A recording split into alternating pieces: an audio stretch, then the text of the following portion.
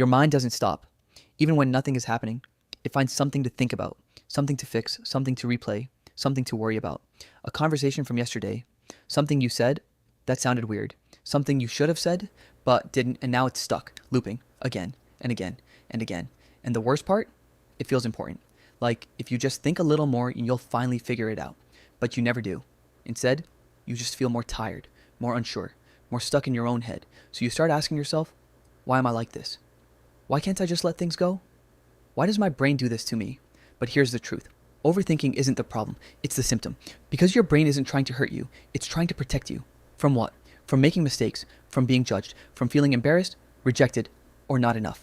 So it does what it thinks will help. It replays the past to prevent future pain. If I analyze this enough, I won't mess up next time. Sounds logical, but there's a problem. Life doesn't work like that. You can't think your way into certainty. You can't prepare for every possible outcome. And no matter how much you analyze, you will never feel fully in control. But your brain doesn't accept that. So it keeps going. And if you've been doing this for years, it becomes automatic. You don't even notice it anymore. Your brain fills every quiet moment. Not with peace, but with noise. What if they think I'm weird? What if I made the wrong decision? What if I fail? What if I'm not enough? And suddenly, you're not living your life. You're observing it, analyzing it, trying to optimize every move before it even happens. And that's exhausting. If you watched my last video about feeling tired all the time, this might be why. Because overthinking drains your energy. Not physically, but mentally, emotionally. It's like running in place all day. You're doing something, but going nowhere. And over time, your brain starts associating action with stress. So what does it do? It avoids.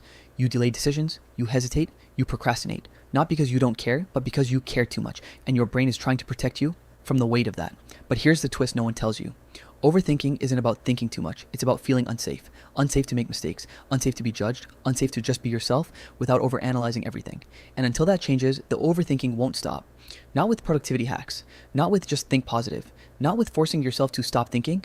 Because the thinking isn't the root. The fear is. So instead of asking, how do I stop overthinking? Try asking something different. What am I afraid will happen if I don't? Because that's where the answer is. Maybe you're afraid of being seen. Maybe you're afraid of being wrong. Maybe you're afraid that if you stop thinking, you'll lose control. But here's the truth. You never had control. Only the illusion of it. And holding on to that illusion is what's exhausting you. Because life isn't meant to be solved. It's meant to be lived. Messy, uncertain, imperfect. And the more you try to think your way out of that, the more trapped you feel. So maybe the goal isn't to stop overthinking completely.